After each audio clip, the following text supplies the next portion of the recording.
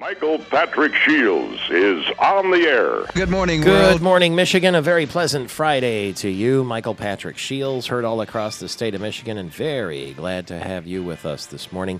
Gary Austin is our anchor man. He's with us right now, too. He brings us up to date on what's going on in the world, and especially in Michigan. And before you start, Gary, I guess I want to remind you that tonight is that auto show Black Tie Charity Preview in Detroit. Yes. With all of the heads of the big three and the business people and the community leaders and the celebrities and all of that. There'll be apparently 10,000 tickets sold tonight. They're on pace to hit that total. And what happens is the tickets are, I think they're $250 a person. They used to be $500. But, times are tough. So they're $250 each. 10,000 people will be there. Ticket sales are going great. And we'll all be in tuxedos drinking cheap champagne out of plastic flutes. But it'll be fun. And maybe the talk of the town in Detroit is this. Detroit police say that somebody stole one of the cars that was there for the auto show. If you can believe that, a $140,000 BMW. Somebody has good taste, huh? $140,000. It was brought into town by BMW for the North American International Auto Show, and it was stolen from in front of a hotel. It was a dark gray 7 Series BMW with New Jersey license plates. 19 of them were brought in for use during the auto show's press week. And they say that right in front of the Westin Book Cadillac Hotel, 2 people jumped in the car and drove away while the vehicles were being loaded onto a carrier. So Apparently. how about that? There's a car carrier there. The cars are being loaded on, and somebody says, let's get one of those. And they jumped in and drove off. And they did. Apparently, if we get the story right, the fellow who was doing the unloading, and this is imagine all these cars for the auto show. I mean, there's a lot of commotion there. He went to his cab for just a minute, as the story goes, and that's how long it took. Apparently, you got to figure, no hot wire job here. You figure the keys were in the vehicle, obviously, to be able to get away with it so fast. Tony Cuthbert is our audio engineer, and I'll bet you if we give him a second here, he can get that song Hello Detroit for us from Sammy Davis Jr. It's in our system, and whenever I hear something like this, I hear Mayor Bing this week had launched some kind of, the Detroit mayor, Dave Bing, launched some kind of major advertising campaign having to do with Detroit. And in that campaign, he spent all this money on advertising. And look, one little story like this can tell everyone around the world that don't bring your BMW to Detroit because it's going to get nicked. Yeah, and sure as shooting. Stolen. Stories like this, they're going to, I bet you, Michael, you're a betting guy. I'll bet you anything that on some network newscast somewhere in America today, this is going to be a big story about. Oh, it's going to be everywhere. And here we go in Detroit again. Sadly, an isolated thing, but the national Isolated media, they're going to make a big deal. $140,000 in broad daylight. Yeah. But it was only one, right? So it was isolated. It doesn't happen every day. Detroit's going to get a bum rap for this, and I think it's too bad. We'll close out the segment with that song, Hello Detroit. I love that, Sammy Day. That is a great song. So here's the thing. Promoting Mayor Detroit, Bing, yeah. it's a $10 million advertising campaign called I'm a Believer. And its purpose is to encourage Michigan residents to become reacquainted with Detroit. And their ad executives put it together and produced this campaign, and the theme song is written by a local entertainer. But there you have it. Hello, Detroit. I'm a believer. Yep. But I'll park my car in Southfield and take a cab in. Now, this is an isolated thing. Now, come on. This doesn't happen every day. Gosh darn it. But the fact that it happened at all, and there it is, making news. You know what else is making news today? Tell me. That's what you do. That's your job. You make I tell you, news. talk about budget cuts. Jace Bolger, I think he's kind of setting the stage here. I don't know if this is a buffer move or a prelude Already? or something. Yeah, he's saying, hang on. He says the cuts could be painful. That's the message here from Bolger. As you know, he's the State House Speaker, so he's the guy in the know here. And if he can direct policy, he's certainly one who can do it. Lawmakers have a $1.8 billion deficit they're working to deal with, and Governor Snyder is also asking them to pass a 2-year budget instead of a single-year spending plan. All of this is fresh out of the gate here as lawmakers got back to business this week. Bolger said one of the first things he plans to do is to wipe out that 22% surcharge in the Michigan business tax a long-standing target for many Republicans, that one is. And we have Rep. Chuck Moss, too, saying the cuts will be made to education, saying the current government, as it is right now, is not sustainable. So we knew these cuts were coming. How deep they're going to go still remains to be seen. But at this point, they look to be pretty deep. Back to Detroit for just a minute. Yes. We're making fun of the fact that a BMW was stolen from the North American International Auto Show in Detroit from outside of a hotel as it's being put on a car carrier. There's a system now. Employees of the Detroit Medical Center, the Henry Ford Health System, and Wayne State University can now get paid for living in Midtown. Those three institutions have 30,000 workers combined, and they're providing financial incentives to employees who opt to live or buy in the Midtown area of Detroit. Well, that's a good idea, don't you think? That's where the Fisher Building is over there, you know. And so, in other words, you can get $25,000 if you agree to live in that part of Detroit. That's neat. What a neat incentive. You like that idea? Well, you betcha. Why not? Don't you think? I guess it's novel. I mean, it's definitely sends a signal that that's a tough place to live if they're willing to pay you to live there, right? Well, I think the idea is to have their employees closer to where they work. There's certainly advantages to that, and it's also good for the city's tax base, obviously. And we know the ongoing problem the city has had with assorted vacancies. I mean, that's not new news, so this sort of thing. I mean, it's helpful, right? Yeah, it's an interesting idea, Sure. I guess. It is. 25 grand. You could probably get a house for that there in some cases. yeah. I'm not joking, really. I think so. All the foreclosures, not just in Detroit, of course, but everywhere. It's an ongoing It's problem. got to start somewhere, doesn't it? Yeah. I've got a story here about foreclosures. Let me see. It's in the stack here somewhere. And it says the foreclosure. Yeah, here it is. I knew I saw this earlier. The number of foreclosure filings in this country could jump 20% this year. 20%? The prolonged housing crisis drags on. Sometimes I just think these stats, they almost come out every day. Foreclosures are up, foreclosures are down. Unemployment's up, unemployment's down. Depending how the economy's getting better, the economy's not. Depending on how you that's look a at good it. point. It is true. Seems like it to me. I don't know. Different groups come out with different opinions or how it all works. But well, every story has a particular angle, and then you spin this in such a way. For example, foreclosures. Some say as we look at the big picture down the road, it's going to get worse because all of those pending foreclosures that have been put on hold because banks had to rearrange their finances after all that hubbub that they went through and the accusations of not very accurate paperwork and all that. So all of that was sort of set off to the side so the banks and lenders could, right that ship. And once it's done, they figure, then they can get back down to the business of foreclosing everybody again. So that's the reason this report says things are going to jump 20%. Hey, you see what Rich Rodriguez is doing here? Oh, I'd like to know. What's he Isn't up this to? really neat? No, he's got, as his tenure at the U of M, as you can imagine, he accumulated all sorts of stuff. I imagine any coach, you're that close to a program, you have, knickknacks and souvenirs, mementos, jerseys, all sorts of stuff. You know what Rodriguez is doing? He's donating more than 400 Michigan items that's going to go up for an auction. To help the Salvation Army in the suburb of Wayne. This is going to happen tomorrow. And so these are Michigan items that he's collected? All sorts of stuff that he's had. The Salvation Army collected a dozen big bags from Rodriguez' home in Saline, and most of them shirts. Here's what I all sorts imagine, of stuff. okay? I imagine he gets fired from David Brandon. Now, be that nice, morning. Michael Patrick. This is for charity He now. comes home, Rich Rodriguez, an hour after being fired and says, "Get all this maize and blue junk out of here. What are we going to do with this stuff? Somebody come in here." And they call in the Salvation Army, and they come with bags. He says, "Get it all. Take it all. Get it out of here. I don't want a hat. I don't want a sweatshirt. None of it. That stuffed Wolverine in the corner, goodbye. Get it all out of here." And can you imagine? Well, I don't know about that, but in any event, it's a good thing. It's called Coach's Closet. Coach's Closet. It's a tent sale. It's going on from noon to 2 tomorrow. Are you kidding From me? noon until 2 o'clock tomorrow afternoon at the Where? Salvation Army on West Michigan Avenue in Wayne. 34620 West Michigan Avenue in Wayne. What time is this? All sorts of neat stuff.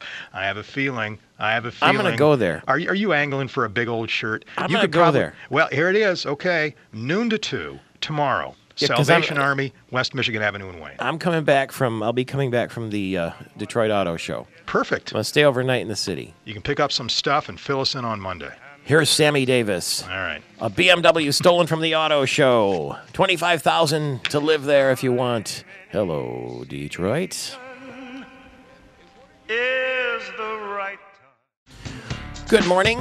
What would your dream car be if you could drive anything? Actually, it'd be kind of fun to find out what you're driving now and what your dream car would be on the day that 5,000 journalists are here for the North American International Auto Show in Detroit. It starts tomorrow, open to the public. Tonight, the Black Tie Charity Preview. I would expect to see the governor down there tonight, and lots of other, Detroit Mayor Dave Bing will be there, and the heads of the big three. There'll be all sorts of people in downtown Detroit, and I'll give you a report on Monday morning. But what car are you driving now, and what would be your dream car? 888-900-9966 is the number to call. 888-900-9966. You can email us, too, at mpsbigshow@aol.com, but it would be fun to hear from you on the phone. The number is 888-900-9966. Let's start with producer Amanda Wall. What is the car that you're driving now? I am driving the 2007 Dodge Caliber. Say it with pride. I am driving the 2007 Dodge Caliber. Dodge Caliber. Yes, and last What color night- is that? It's a burnt orange color. Burnt orange Dodge Caliber. Yeah, you call it the roller skate, but it was an ice skate last night trying to Oh, get yeah. home. I could get no traction. Yeah, but that's because it weighs 6 pounds. Oh, maybe. You weigh more than the car does. And I mean that What as a kind compliment. of comment was that? It's a compact car. You can fit compact a car. lot in it. Yeah. That's true. I mean, if I can fit in it, Michael, I mean. Very funny. Very funny. We were all coming back, many of us from Firekeepers Casino last night, and there was an accident. It was about 8:30, 9 o'clock Yeah, about on 9:15. eastbound. Was it on the eastbound I-94? And the traffic had come to a standstill, and there was talk that there were bodies on the road, and that I never saw so many police vehicles come to an accident as that one. I mean, there were car after car after car, flasher after flasher, and I presume the roads were a little slick. There must have been some accident, but it was horrific, and I hope that that I don't know what happened, but we'll pray for it one way or another if there were people injured or killed. Or it was very sad to see. That was last night. The roads are a little bit slick this morning too, and we see this especially at night when they start to glaze over and you get that black ice condition. And then kind of the little snow snakes that come across the river, when it floats. The floating snow, the drifts. Yeah. Really? Oh, yeah, it blows across the road. Yeah. I see. I'd never heard that called snow snakes before. That's kind of because they kind of look like snakes coming across. They do. Yeah, I never So- thought of that. It's like shifting sand that you would see in the desert, only it's a light dusting of snow. How did you make out at the casino? I hit a really big jackpot. Did you? On a slot machine, a Oh, penny slot. Penny slots. For how much? $220. That's a pretty good investment for a penny. It is. You don't really put pennies in there anymore, though. That's the one thing. Most of them you can't bet a penny. They have buttons and it goes 40 cents, 60 cents. Oh, really? 80 I didn't know cents. that. Yeah, and Well, what's the difference? And I also learned if you're playing a slot machine, I was told this in Vegas, if you do not bet the maximum bet, you don't have a chance to win all of the jackpots. You know the machines Yeah. that have the progressive Yeah, and all yeah. that. You could get all 3 diamonds in a row or 7s in a row, and if you didn't hit the max bet, you won't win. Choose your the pennies progressive. wisely, then. So I Penny- was really betting $1.75. Penny saved is a penny earned. You're betting $1.75 on a penny slot. Now that's funny. Anyway, that was at Firekeepers Casino last night. It was a lot of fun. This is a Firekeepers Friday, by the way, on the Michael Patrick Shields in the Morning Show. Very nice to have you with us this morning. We're going to give you something right now for absolutely no charge. How would you like a pair of tickets to see Sarah McLachlan at the Wharton Center? This will be March 14th, so you have plenty of time to plan. And actually, today we're going to be giving away a pair, and the 18th we're going to be giving away a pair, and the 21st, 25th, and 28th of this month. All you have to do is go to MichiganTalkNetwork.com to register, MichiganTalkNetwork.com, and there's a little rotating sort of billboard on the front, and if you wait through it, it'll come there, and you'll be able to do it. It takes no time at all. It takes no money. We're not using your address for anything or anything like that, and you can get totally free Sarah McLachlan tickets at MichiganTalkNetwork.com as we give away. So if the Caliber is the car that you're driving now, what is the car of your dreams? Oh, That would be the you. car of my dreams? Yeah. A '57 Chevy Bel Air. Would be my That's not what I thought wanna you would cruise say. around town What kinda is car. why is that so special? I don't know why. Ever since I've been little, we've been going to a lot of auto shows and car rallies and things, and those always just seem to be the most. I don't know, the most fun, the most retro kind of. That's what you looking like? Car, and Is it- I like. There's something about it. Huh? She's gone old school on us.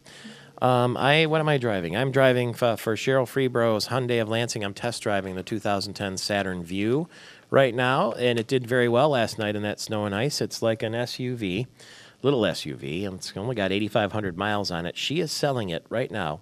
Ready for this? $18,495. So if you want this Saturn Vue, it's gray. And it has all the bells and whistles and that sort of thing. Brand new, it was $25,000, and after only 8,000 miles, you can get it for $18,495 at Hyundai of Lansing. And if you're anywhere in the state of Michigan, you can log on to their website. They'll even deliver it to you if you like. The Saturn Vue, pre-owned and available. So that's what I'm driving right now. I like it very much. You can see real well out the windows, and there's room to put stuff. And it doesn't feel like a big truck. It's like a nice-sized car, a nice-sized SUV. And your dream car? The Bentley Azure. I thought you were gonna say British Racing Green. Well, the Bentley is about a $250,000 car. Oh. I wouldn't really drive it though. That's kind of stupid. A realistic car would be the Jaguar XJR, British Racing Green, British Racing Green. which would be suitable XJR because I used to be at WJR, so it'd be Jaguar XJR and British Racing Green. Elegant looking car that is. Very beautiful sedan, 4-door. It's a touch of old school and a touch of modern technology, and it'd be terrific. So that would be that. But I'm not big on spending huge amount of money on vehicles anymore. When I was young, I thought that was cool, and now a Cadillac would do me just fine. I got a Comfortable mom Cadillac. car. I'd like to have a Cadillac with heated seats. I had one in high school. Did you? Yeah. Yeah. Winter driving. First time I ever knew about heated seats. Did I ever tell you this story? No. I borrowed a Cadillac. I was driving out to, I drove out to Maine, to Kennebunkport the first time I went years ago. Mm-hmm. And I was going to go through Boston to go to the Red Sox game at Fenway Park because I'd never been to Fenway Park. So driving from Michigan in this Cadillac that General Motors lent me to try out. It was the Eldorado, I think it was. Anyway, so I'm driving along. And it's in summertime, July, and I start to feel really hot. And I'm like, wow, I never felt this way. Something's wrong with me, maybe. I put the window down, I put the air conditioning on, and still I felt like I was burning up, like I had swamp fever or something like that. And the woman I was with knew about the heated seats, and she turned on the heated seats and didn't tell me. I never knew there was such a thing. So here I am in July. Air conditioning on full blast, windows down, and I feel like I'm going to have an internal, what do they call that when you burst from the inside from heat? Spontaneous combustion. And I thought, I was serious. I got to find a hospital. Something's wrong with me. Kathy in Lansing is ringing in at 888-900. It was heated seats, that's all. 900-9966. I'm sorry, I'm still laughing. Yeah, that was scary.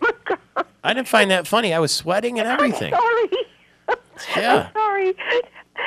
I never ever had an experience with heated seats mechanically. Yeah. Okay, let's put it that way. Oh, okay. Now, Kathy. All right. My dream car would be the very first car I ever owned. I wish I could have it back. What was it? A 1940 Ford Coupe. Ooh, what color was that? Actually, it was black, which, Yeah. they didn't do a lot of colors back then. But, honey, that thing ran like a top. It had the stick thing on the floor, almost like a tractor gear shift thing. Yeah.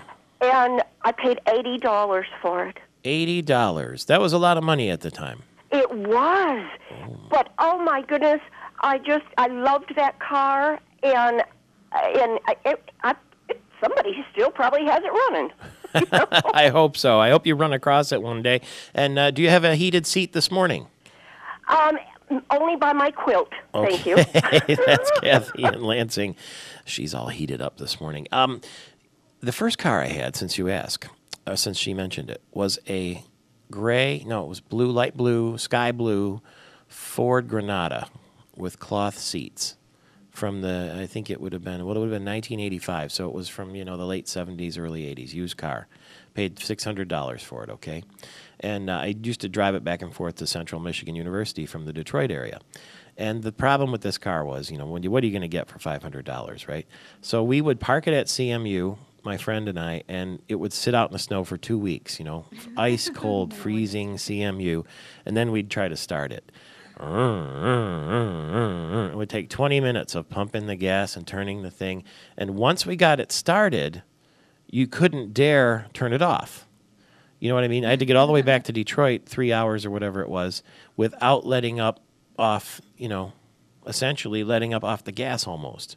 So it would be like a space shuttle shot, because once we got that thing started, we couldn't slow to a stall, or we couldn't turn the engine off. So we had to make sure we were full of gas. We were pointed in the direction we were going. I'm not joking. And once we got it started, and we would go down the freeway on 127, and my friend would put the window down and lean out the window and gesture with his arms, for cars to pull over when we're coming by, because we didn't want to slow down to a stall. And we get all the way back, and sure enough, when we stopped, we had to time the red lights. If there was a red light coming up, we would go purposely slow so that it would be green by the time we got to it. We were afraid to death to turn the thing off. It was something else. One time it caught fire, too, and we were throwing snow in the engine to put the fire out. I don't know, there was wiring or whatever, but that was my first car. So unlike Kathy, I don't want that car back. That's not my dream car. I loved my first car, but I don't know if I'd really want it back. What was that? I had a 91 Camaro. Well, that sounds pretty good. I What drove color a was that? Camaro, a red Camaro with T-tops in the summer, and then I had a Cadillac. You'd rather have the Caliber? Yeah. Come on. It was my first purchase as a grown-up. How much was that? It was $22,000. You didn't buy a $22,000 car. Yes, I did. Oh, the Caliber. Yeah, the Caliber. The Caliber's $22,000? Trade in time. Trade in time. Trade in time. 35 after the hour. We're going to talk about the market with Jamie Westenbarger when we get back. And also, Auto Week. None of this fooling around. Will reveal their stars of the show for this week. That's coming up shortly, too. And we'll hear my interview with new Michigan football coach Brady Hoke on Friday. It's Michael Patrick Shields. Well, maybe one of your first meetings should be with Jamie Westenbarger from Forest Hills Financial. He's a registered principal of Invest Financial and the president of the Forest Hills Financial Incorporated. Invest is not affiliated with the Forest Hills Financial, so opinions expressed are those of Jamie and not necessarily of those of Invest. It's Forest Hills Financial in Grand Rapids. Good morning to you. Good morning, Mike Patrick. How you doing? Good. Mad Money's Jim Kramer was in town for the auto show in Detroit this week. Taped a show at a Ford plant in Dearborn. And he said that Ford, he's as bullish as you can be on Ford stock. Would you agree with him? Well, the one thing that I'll say about Jim Kramer is he's very entertaining, and I think if people take him too much more than on an entertainment factor, it can be dangerous. I mean, I think Ford is showing a lot of great signs, and we've seen a huge increase in the price. And you and I have talked about it before. Yeah. I'm just impressed with Ford as a company overall. But it's one of those things where I think too often in our society people concentrate on that one stock or that one home run that they should hit, and really what's important is having an overall balanced portfolio, and that's where sometimes some of these guys like Jim Kramer, I think, get people out of focus on what they should be doing, and that is making sure they have a proper asset allocation and not necessarily concentrating on that one home run. He does have an entertaining program. He stands there on CNBC and he rants and raves and has all sorts of funny sound effects and all sorts of expressions like booyah and all the rest. And his sleeves are rolled up and his tie's a little bit loose. And he goes at it big time with great enthusiasm. But what you're saying is, hey, take that with a grain of salt. There's a lot of entertainment mixed in. Yeah, absolutely. I mean, the two things that I think people have to realize whenever you're watching something on television like that, or I guess three things, is one, it's a 24-hour network, so they've got to always keep something interesting going on. So sometimes they'll find news stories that really have very little news value and can really hang on to those, and that's something you shouldn't be planning your portfolio on. And two, I mean, it's mostly entertainment. He's definitely not helping you plan your future, and if someone's paying attention to that for for an investment standpoint, that can be kind of dangerous. And then I think the third thing is we don't ever see with these types of programs the long-term effects of those recommendations. You know, they'll come on and give you the 6 stocks you should buy now, or the 8 red flags in the economy, or whatever. But you know, they never bring that guy back on 2 months later and say, "Boy, Bob, you know," or in Jim Cramer's case, "Jim, you know, I lost 15% doing what you said." You know,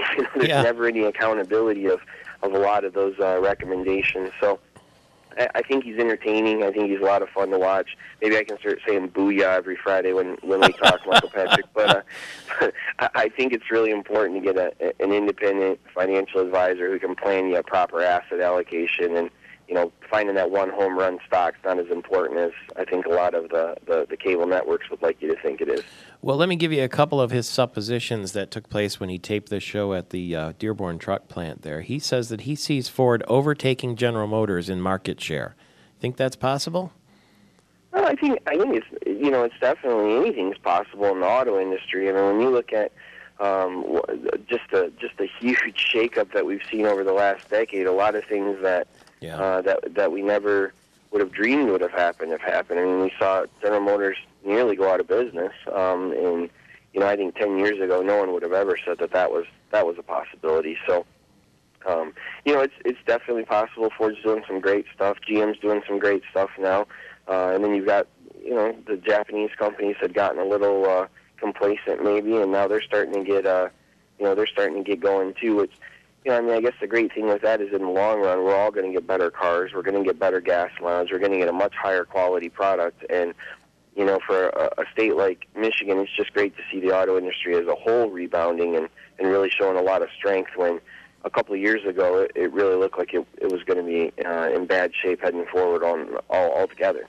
Here's what he said about Toyota. This is Jim Cramer from Mad Money. He says he soured on Toyota because of its vehicle recalls and PR debacle. Quote, "We discovered that Toyota, in the end, puts its pants on one leg at a time, just like any other company." And isn't that interesting? And then Chrysler. He was asked about Chrysler, and Chrysler is not on his hot list. He says there's nothing there. Yeah.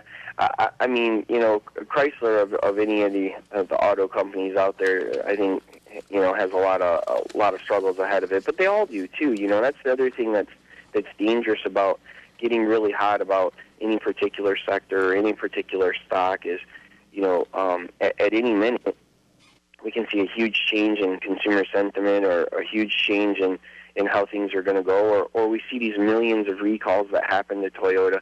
That's something that a consumer really can't predict, and no stock guy can predict it either. So that's where you can really kind of get into some danger territory. You load up on a particular stock because you feel great about it, and then all of a sudden they announce a 10 million car recall or something, and now you take a 25% hit to your portfolio. So I think he's an entertaining guy, and he makes me laugh a lot of times, but I sure wouldn't base any financial decisions on anything he's got to say. You might base your financial decisions on what Jamie Westenbarger has to say with Forest Hills Financial in Grand Rapids. All the best. Talk to you soon. Thanks. The Dow yesterday was down 24 points. The S&P was off 2 points, and the NASDAQ dipped 2. It was disappointing employment news that stopped a rally on Wall Street. I have some scary news for you as soon as you get back in 4 minutes. They're looking for you. They're coming for you, the evil empire. Tax season opens online today. There's the free file program. 70% of taxpayers used it last year. 99 million online tax returns out of 142 million filed. Got several options with Free File. You can go to a tax preparer or use a commercial software program. And those taxpayers who are ready to go, tax season opens online today. Good luck. Hold your breath when you get the result. Nobody likes to pay taxes at the end of the year. I hope you get many happy returns. 9 minutes now before the hour. Michael Patrick Shields. Saul Anusis is going to learn his fate today. The GOP chairman, Michael Steele, the national GOP chair, fighting for survival, according to the Associated Press, atop the National Republican Committee. He's holding off 4 challengers who are accusing him of financial mismanagement and poor stewardship during his rocky 2-year tenure. The 168 members of the Republican National Committee are going to vote today by secret ballot on who should serve as the party chair during the 2012 presidential election cycle.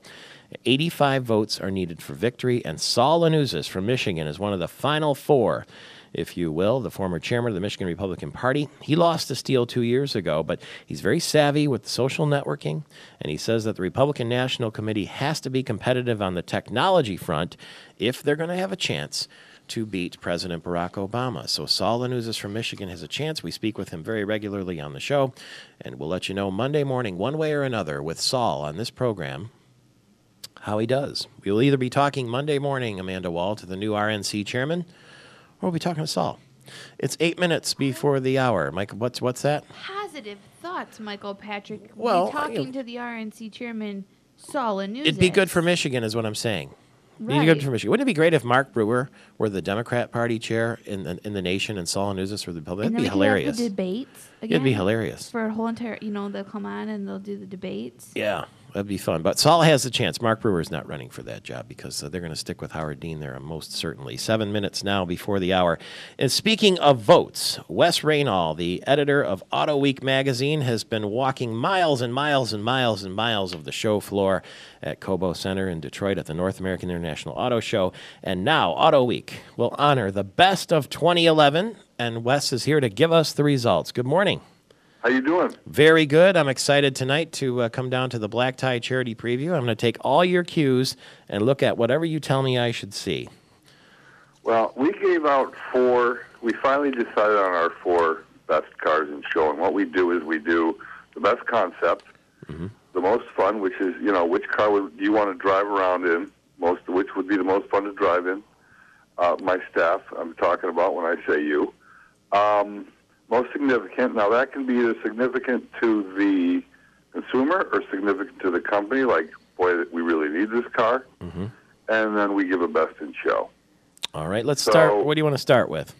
Well, the most fun car we picked was the BMW 1 Series M Coupe. It's a little sporty BMW that we love. It's got a twin-turbo 6, and it's just a little rocket ship, and we decided that of all the cars in the show, that would be pretty fun. I see you had the Hyundai Veloster was one of the finalists there, and the Cadillac CTS. So that's the race car. The race car.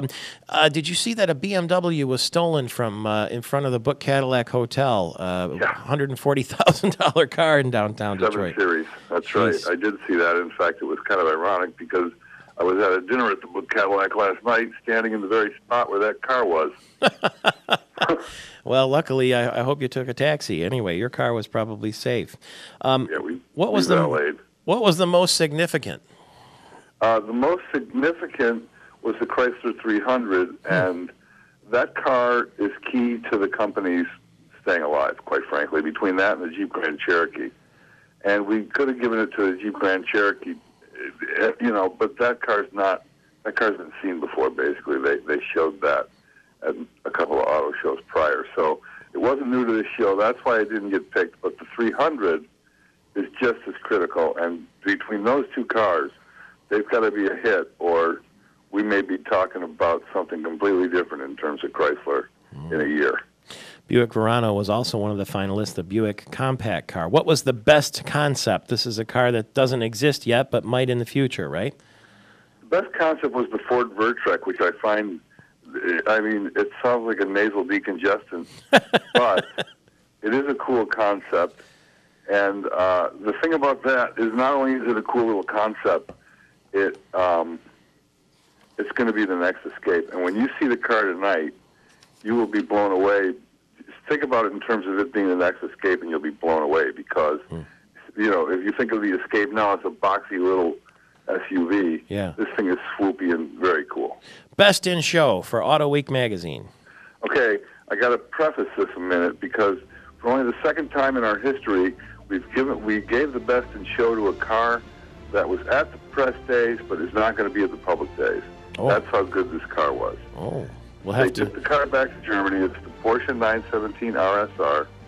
We did it once before with a Jag. We gave a Jag best in show knowing it was going to go away. We debated and debated and debated whether to give it to that Porsche, and we just couldn't not do it. The only place you can see it then is Auto Week magazine with Wes Waynall. Say hi to Keith Crane if you see him, and I'll look for you tonight at the show. It's been great fun this week with Wes Waynall, and we'll talk again soon. Auto Week magazine. Michael Patrick Shields. Good morning, Michigan. A very pleasant Friday to you. It's Michael Patrick Shields, heard all across the state of Michigan. One of the big news events of the week was obviously the Wolverines getting a new football coach. It wasn't easy, though. And David Brandon swore up and down that he waited until after the bowl game, crushing defeat there the Wolverines suffered in Jacksonville, to decide that that was enough for Rich Rodriguez, that he would be history, and they would look for a new coach. Some people sort of speculated, wait a minute, he must have had some people in mind before he let Rich Rodriguez go. I mean, he had since the end of the season, really, to mull over the possibilities. But then it seemed like all of a sudden somebody pulled the sheet out from under the table, and David Brandon had to look for a coach and search for a coach. And none of the names that surfaced were really what you would call in the business to be big, sexy names. So we know what happened. He ended up hiring Brady Hoke from San Diego State University, and the athletic director in his first year, actually, after coming over from Domino's. He was the CEO there, but he played for the Wolverines, David Brandon, back in the 70s, and as the athletic director cares about Michigan. And it wasn't easy, Mr. Brandon, was it? This national search, it got a little bit complicated, and it made a lot of publicity in the media, didn't it? Today, though. Oh, Brady and I sat courtside and watched the entire game, and it was exciting, and I felt so bad for our kids. They played two nationally ranked teams, two, I think, undefeated nationally ranked teams in the last week, and took one into overtime and took one down to really a one-possession game, and they played very hard, and I really think John's doing a great job with this young team, and they're getting better and better, and good things lie ahead for Michigan basketball. That was good stuff, to be sure. During the press conference yesterday, you talked about how some members of the media basically, I think you used the word possibly sabotage or derail the process. What did you mean by that? The process I didn't say that. I said they attempted to. I don't think they did at all, but what I meant by that was that if you want to conduct a search process and talk to all the candidates that you want to talk to, many of them are going to be sitting coaches actively involved in current jobs at other schools, and many of them, most of them, would be very reticent to sit down and talk to you if it's going to be a matter of public discussion. In many cases, it could jeopardize their current employment. So normally when you're doing a search, a national search, you move around and you have very confidential private meetings with these individuals to give them that comfort that you can have a conversation without it becoming a matter of public record. And all I said was that portion of the search was made very difficult because of what kind of seemed to me to be like a circus-like atmosphere of sports media and people trying to figure out where I was and who I was talking to and report on it. And that made it a little bit more complex, and that was all the point that I was making yesterday. You know, we've seen two incidents of that this year in the state of Michigan. When Tom Izzo was considering the Cleveland job, I mean, he had people stalking him, staking him out, calling his house, camping outside his office, the same thing. And it's all silly, but I'm glad it's settled now. And we do have the new coach of the Michigan Wolverines, Brady Hoke, on the line with us as well. Congratulations, Coach. Coach Hoke, are you there? We lost the line. We'll reconnect with him anyway. David Brandon, you joked a little bit about going around in camouflage. You didn't have to put a disguise on, did you? No, but I snuck in the back of a few hotels, and and we had to use some decoys and diversionary tactics to try to put me in a position where I could achieve my goal. It was a little silly, but we got it done. You know, it was great to see so many Wolverines in the back of the room there yesterday at the press conference, Wolverine players, Wolverine coaches. And for me, it was really nice to see Gary Moeller. What's he up to these days? Oh, Gary has been involved and around the athletic department for a period of time. He shows up for football practices from time to time, and he stays connected with the student athletes, and he's earned the right as a championship level coach at the University of Michigan. Not to mention all the years that he was an assistant for Bo, and he was my position coach going back to when I played at Michigan. Gary Moeller is a tremendous Michigan man, and we're so proud of him, and we're glad to have him connected with the program. And he was there supporting Brady yesterday. Gary is actually the guy that hired Brady Hoke to come in and serve for 8 years as a position coach at the university. So you see that it all comes full circle, and now we have obviously a man with deep, deep, deep Michigan roots.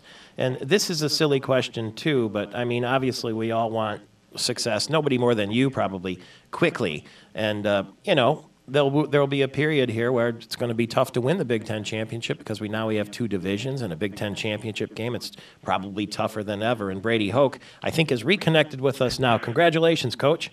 Hey, thank you, Michael, and I apologize for that. You know, I'm learning a new phone system also. Well, heck, everything's changed at the University of Michigan since you've been there. They jazzed the joint up, haven't they? Well, you know what? It's great to be here. We're so excited, and you know, this is such a great university and such a great program that we're excited to get it started. You know, you and I have been in the same room together once. You may not know this, but we were. It was the Rose Bowl at the national championship game when you got that beautiful ring on that day you beat Washington State when the sun was setting there over the mountains. And I stood in that stadium, and I was there as a fan, not a journalist. And I just, I virtually wept because there were no more worlds to conquer at the moment. A perfect season, Lloyd Carr, who's always been very dear to me, the national championship. And you're going to make that happen again, aren't you?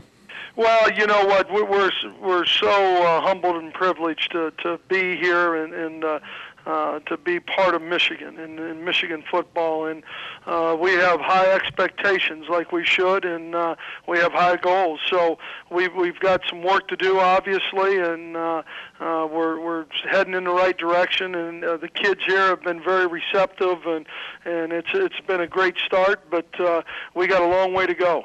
When you meet the team like you did yesterday for the first time, do you come on strong as the leader, or are you friendly and you say hello and meet everyone? How does it go? Well, you know, I think, you know, the relationships you build with people are so important to any successful football team, organization, or whatever. And you know, I'm going to be who I am. You know, I'm an old linebacker who has that mentality and how we're going to attack each day and the aggression that we're going to do things with when whether it's going and competing in the classroom or what we're doing in the weight room or in the winter conditioning or out on the field. So, you know, it's pretty much straightforward that there are expectations and accountability to the great tradition and legacies that are here, and we're going to uphold that. Denard Robinson going to stick with you?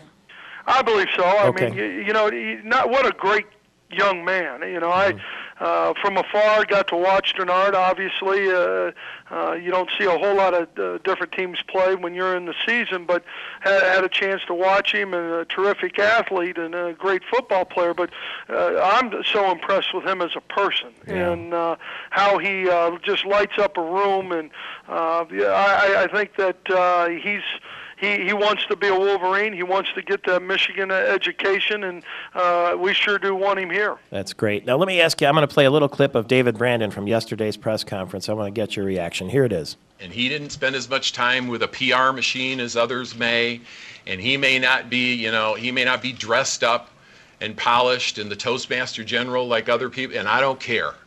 I want a football coach. David Brandon, what do you mean by that? Brady said it. He's a genuine guy. He's not out there trying to carve some kind of an image for himself. I don't think he cares about scores. I don't think he necessarily has an objective of being a darling of the media or the bloggers.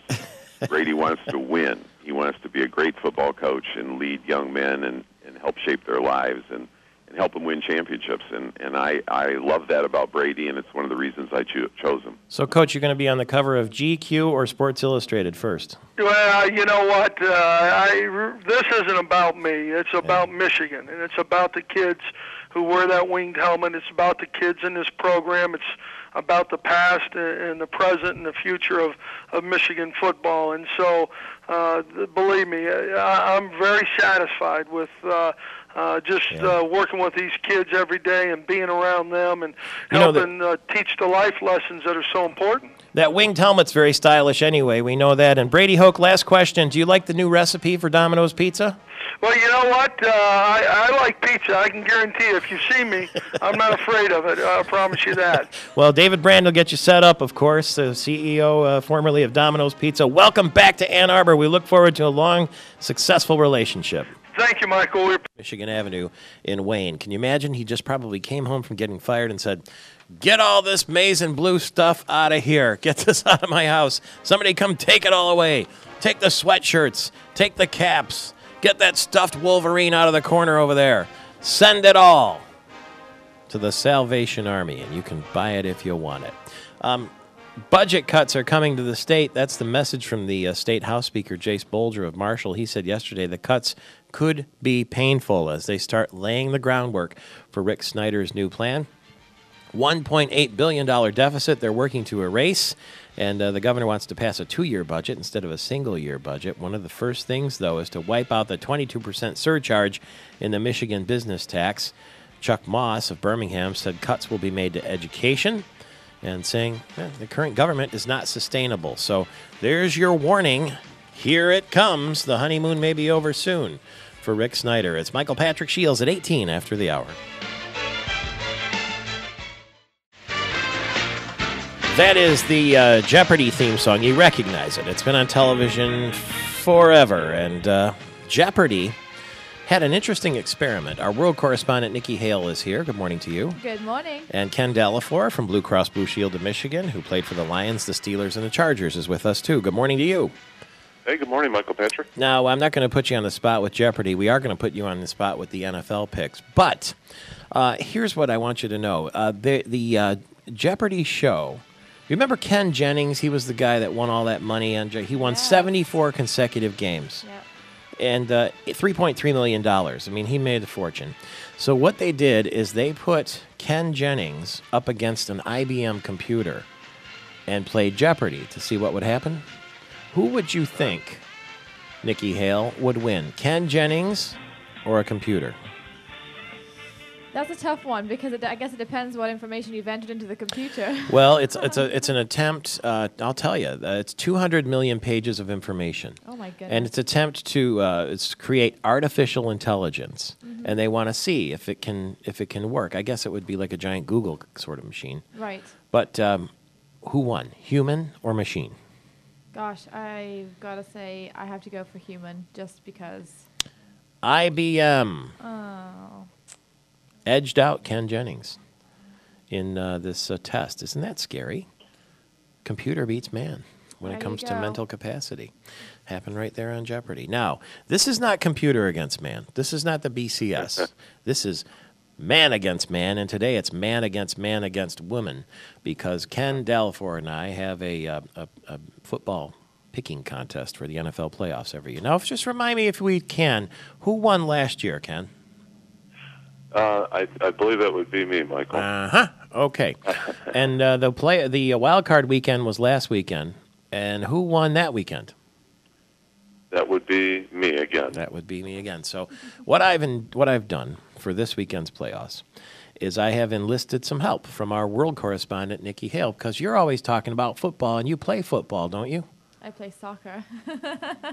You call it football, though, right? We do. We call it football in England, yes. So since I'm losing to Ken all the time, right, what I figured is, that's right, your football is soccer. Yes, but still I do watch football, though. I watch every Sunday. Oh, you do? Okay. I do. So what we'll do is we're going to let Nikki Hale contribute to these picks here.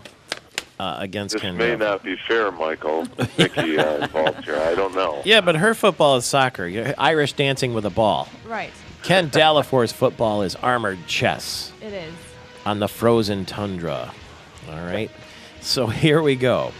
Oh, by the way, before I tell you that, the Cleveland Browns and the Denver Broncos have hired new head coaches. The Browns have named Pat Shurmur, who was the Rams' offensive coordinator, as their head coach. And oh my gosh, the Broncos have hired John Fox, who came from the Panthers. He took them to the Super Bowl, but he hasn't done much since, so good luck to them. Here they are, the NFL's divisional playoffs, beginning tomorrow. This is a big one. The Ravens and the Steelers are going to play in that 4:30 game. at Pittsburgh. That's outside in the cold. I just want to give you the facts here. Right. Ravens are a tough defensive team. Pittsburgh with Ben Roethlisberger, who had all those sort of personal struggles early in the year. Trying to prove himself now. Trying to prove himself, but don't forget, Ken Dallafor played for the Pittsburgh Steelers, so he was drafted by the Steelers, by Chuck Noll. He blocked for Terry Bradshaw. And, so when he makes his pick, we can't be sure whether it's going to be heart or head. So we'll let ladies go first, Ken, if you don't mind.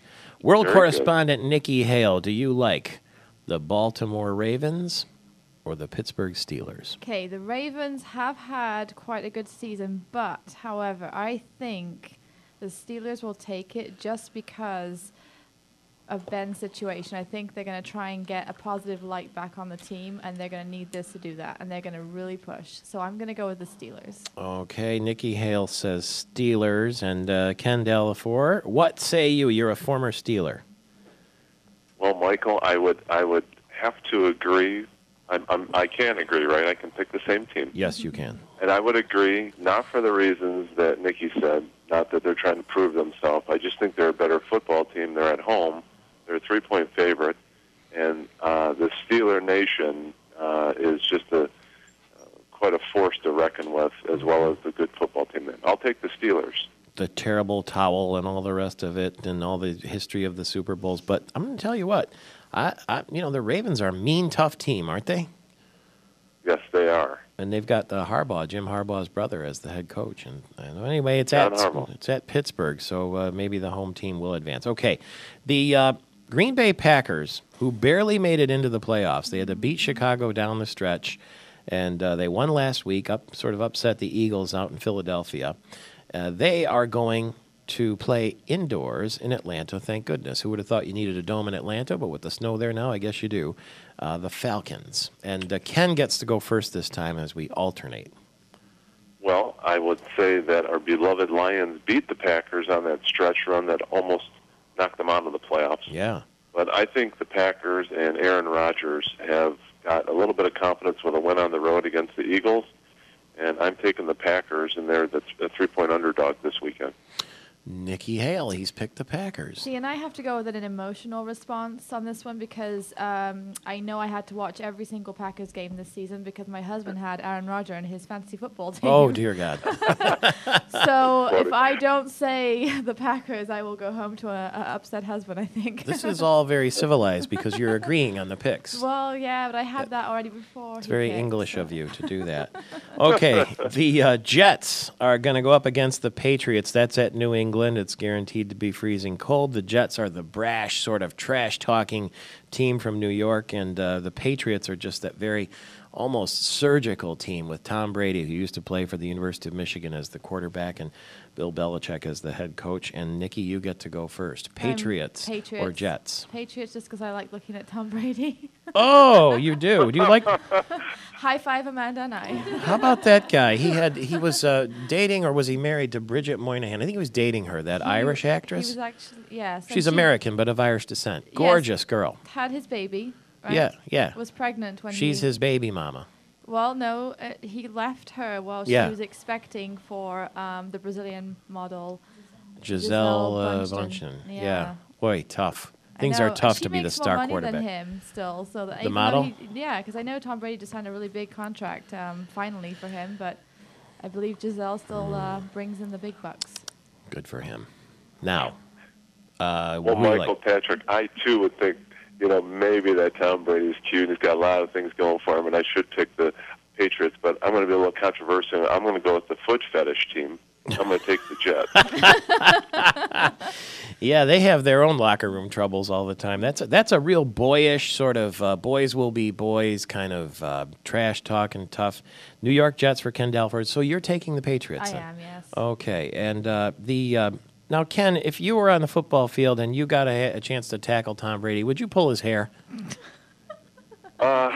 It's within the rules, Michael, and I think that's important, and I probably would if it helped me meet the objectives. See, that kind of stuff goes on. You got to remember, Nikki, that when Ken played for the Lions and the Steelers and the Chargers, he'll tell you the things that went on that you don't see on television.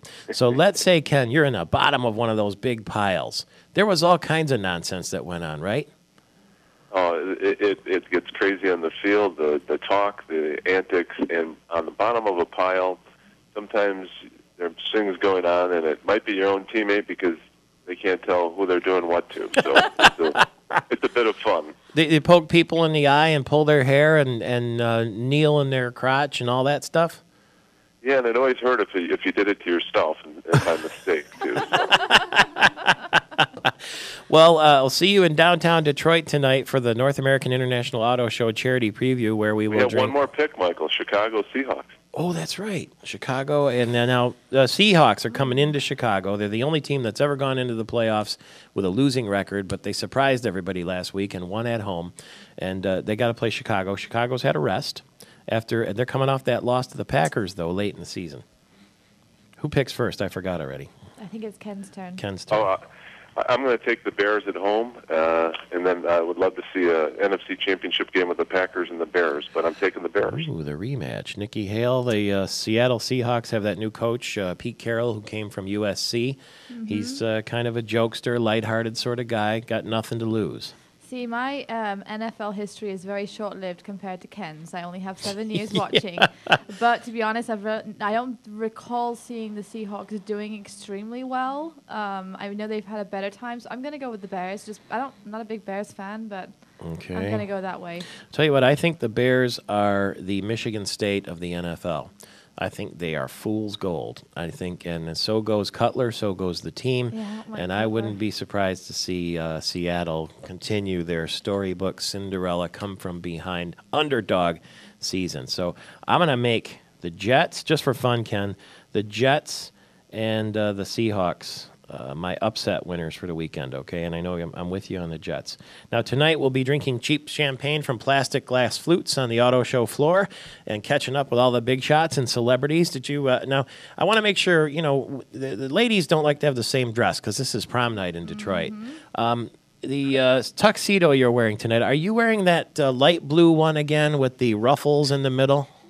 And the tails, and I have the top hat and a cane that go with this year, Michael, just to set it off a little bit. Okay, good. So I won't wear mine like that because we don't want to match. I'll put something different on. Perfect. Okay. And I can't wait to see your ensemble tonight, Michael. It's always one of those things to look forward to. So tonight will be the same. We're inviting ourselves to the party tonight. Ken Delafor, we'll see you then. Thank you, sir. Have a great day. All the best. He is with Blue Cross Blue Shield of Michigan, of course, Senior Vice President. And look at the example of a football player who went on to be a corporate giant. Exactly. It's impressive. It is. Can you stick around? Ron Van Timmeren's coming up next from Celebration Cinemas, and I want to talk about a movie that I heard you saw this week. Oh, yeah, absolutely. And we'll get the reaction to that. Let's see. Oh, Baseball Hall of Famer Frank Robinson released from a Scottsdale hospital after going in with dizziness and an irregular heartbeat. Cam Newton is going pro. The 2010 Heisman Trophy winner said he's going to be in the draft. He went to Auburn and led them to the national championship, 14-0 record. Will he be the number one pick? We'll have to wait and see. Red Wings are playing the Blue Jackets in Columbus tonight. Pistons are in Toronto against the Raptors. And the Grand Rapids Griffins defenseman Brendan Smith has been selected to play in the AHL All-Star game. He's the first rookie to be named the All-Star team in Griffins history. So congratulations to him. We'll make him our Northwood University Leader of the Day. Northwood University celebrating 51 years of producing leaders. It's Michael Patrick Shields, Nikki Hale, World Correspondent, 35 after the hour.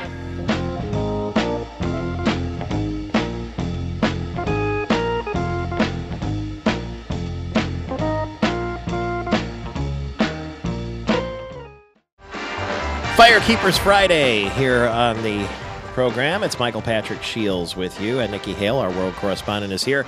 And our film critic from Celebration Cinemas, Ron Van Timmeren. It's a Friday, so he's always here to tell us what's on the silver screen this weekend. Good morning, Ron. Morning, Michael Patrick. Hi, Nikki. Hi, how are you? Good. What did you see? King's Speech. Loved it. Loved it. Loved it. Loved it. I was saying to Michael over the break, first time I've seen an audience applaud after a film. Yeah, that's always cool when it happens. Yep.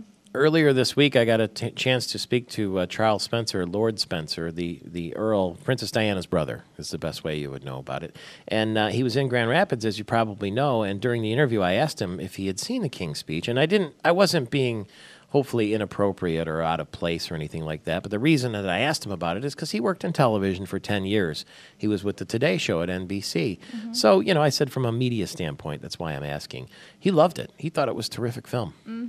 Yeah, I heard he mentioned that at the Econ Club here in Grand Rapids, that everyone should go see it. And really, it's performing outstanding at the box office, which, you know, for a small independent movie that was sort of financed with credit cards and all the friends the director could find, you know, made it to national distribution now and is really doing well. Yeah, it topped the box office in the UK this weekend. Knocked everybody off the top. So from your perspective as an English person, did you is it as you were taught in terms of history? You know what? What interested me most, I think, was the children, which is now Queen Elizabeth, and seeing how they were brought up, the little pieces and snippets they gave you of that, and especially when he became king, and they see their father, and they're all excited, and all of a sudden that you see that, nope, now he's the king, and I have to be respectful, and they curtsy, and I thought, oh my goodness, it's no wonder that to some degree, she's sort of a colder person because she was brought up that way, if you think about it. To curtsy her own father and call him Your Majesty. Right. After, you know, a couple days earlier, he was reading a story to them. So it's very interesting to see that. That was an eye-opener for me, especially. You know, the dynamic between Colin Firth and Geoffrey Rush, those two characters, I mean, where Geoffrey Rush's way to get through was he wasn't going to call him Your Majesty. He was just wanted to be his friend to help him, you know? Yeah, he had to play by his role. If you set up the story, he had a speech impediment, and so he was nervous when he would have to speak on the radio or in front of big crowds, and he came to realize that if he's going to be in this frontline royal role, he's going to have to speak, right? And I'm assuming, Ron, that the only reason it's rated R is because of the one scene where he's trying to get him to speak a lot and he's doing a lot of swearing. Is that the R rating? Yeah, and that was one of the funniest scenes. The quotient of F words was used up in about 2 seconds there.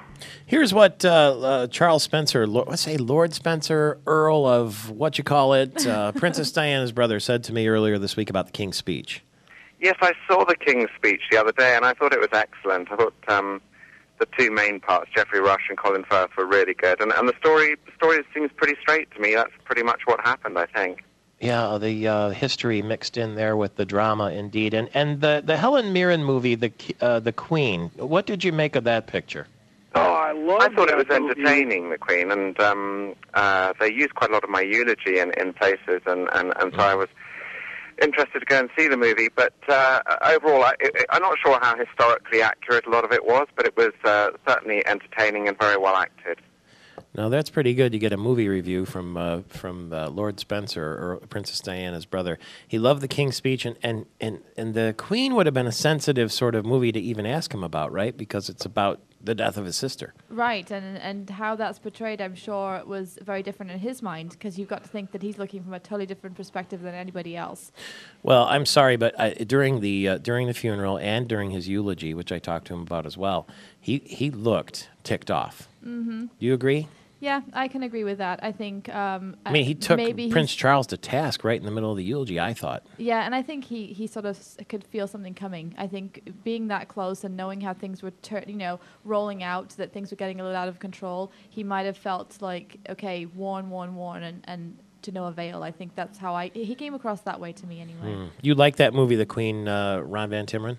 Yeah, I did a lot, and I'm sure Hollywood took a little liberty with the authentic history part. Hollywood has a way of doing that for dramatic value. Thank goodness, right? Exactly. What's on the screen this weekend? Well, first of all, the Golden Globes are Sunday night, and I do think The King's Speech will be the Best Picture drama, so I'm looking forward to that. New in the theaters this weekend, Green Hornet with Seth Rogen, Cameron Diaz, Christoph Waltz back for his first role as a bad guy since Inglourious Bastards. That in 2D, 3D, and IMAX 3D. And then The Dilemma with Vince Vaughn, Kevin James, Jennifer Connelly, Winona Ryder, Channing Tatum, from director Ron Howard. It's it's a ML King weekend, so Hollywood is trying out a couple of big hits. All right, that means that Sunday and Monday I have two things to do. I want to see The Dilemma for sure and The Green Hornet for sure. And I won't be disappointed, will I? No, sir. That'll be good. What do you think will be number one? That's quite a rally down the stretch there. Yeah, no doubt. Green Hornet tracking about 40 million. Reviews on Dilemma, kind of so-so, but I thought it was okay as a date night movie, and of course Vince Vaughn always worth the price of admission. Yeah. Ron Van Timmeren. See the movies. See you at the Golden Globes, too. Now, Nikki Hale, the Golden Globes are the foreign journalists' take on the Hollywood pictures, right? Yes, yep. And you get a nice mixture in there, I think, of not just the Hollywood, but you also get, like, the King's Speech films coming in there. And the world view. Yeah, exactly. Excellent. We'll talk with Ron Van Timmeren about the Golden Globes next week, and we'll see what you think, too. Enjoy the Princess Diana exhibit in Grand Rapids. We'll look forward to a review. Yep. Nikki Hale will let us know what it's like in Grand Rapids at the Art Museum where the Princess Diana display is on. It's 14 before the hour. Detroit police say that a $140,000 BMW brought into town by company executives for the North American International Auto Show was stolen from in front of the Book Cadillac Hotel right downtown there. It was a dark gray 7 Series BMW with New Jersey plates, one of 19 of those babies brought to Detroit for company officials to use during the auto show's press week, snatched right from the car carrier it was being put on. I guess they were loading it on, and somebody looked the other way, and somebody said, "Hey, let's go!" And they jumped in the car and took off with the BMW. Interesting, isn't it, though, that they truck in a bunch of BMWs for the company executives to use while they're in Detroit. Now it's missing, so the search is on, and boy, those thieves had good taste. $140,000 vehicle on the fly. Hello, Detroit.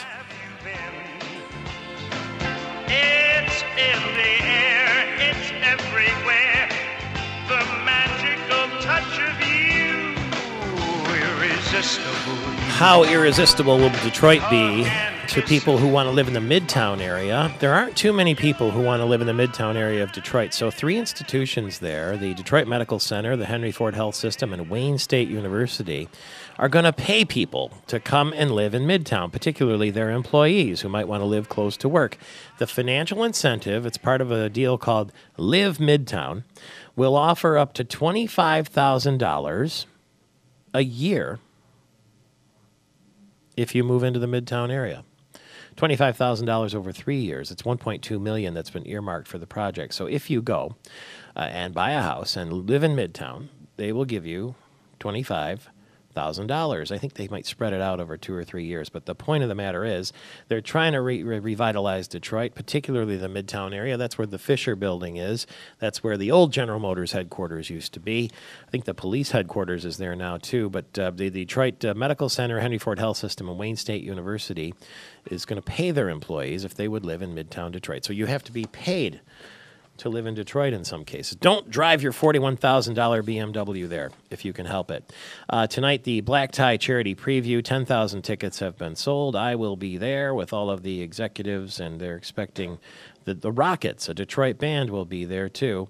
And there'll be lots of celebrities. I'll give you all the skinny. It runs from 6 till 9 at Cobo Center, and usually the governor and all the state officials, lots of lobbyists, Mike Hawks, all kinds of people are there, usually the attorney general, business leaders, and all that. So it's prom night in Detroit is what they call it. Saul Lanusis, the former Michigan Republican Party chair, will find out today whether he is going to be the National Republican Party chair. He'll have to unseat Michael Steele, who has been serving in that position.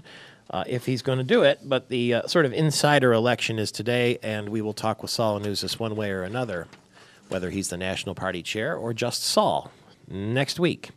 Apparently, Governor Rick Snyder, who campaigned on increasing government transparency and reducing state employee compensation, still hasn't released the salaries for any of his top officials.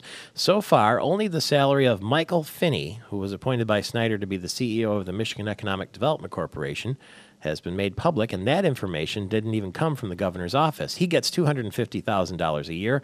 That's more than Gregory Main got under Jennifer Granholm by about $50,000. He got himself a new position and a big raise, and there have been requests by the Detroit News that began in November for cabinet member salaries, and apparently the Geraldine Lasher, the communications director, said she's compiling information. She doesn't know when, though, it will be made public.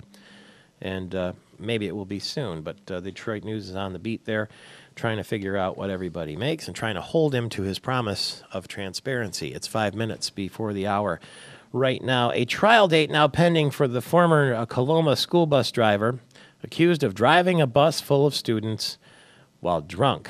A judge ruled Thursday there's enough evidence to put Jennifer Moore on trial. She was arrested last month in Portage. She had a few drinks at a restaurant, then picked up 36 junior high students and teachers at Crossroads Mall in Kalamazoo. When officers stopped the bus, she had a blood alcohol level twice the legal limit, if you can believe that, driving a school bus.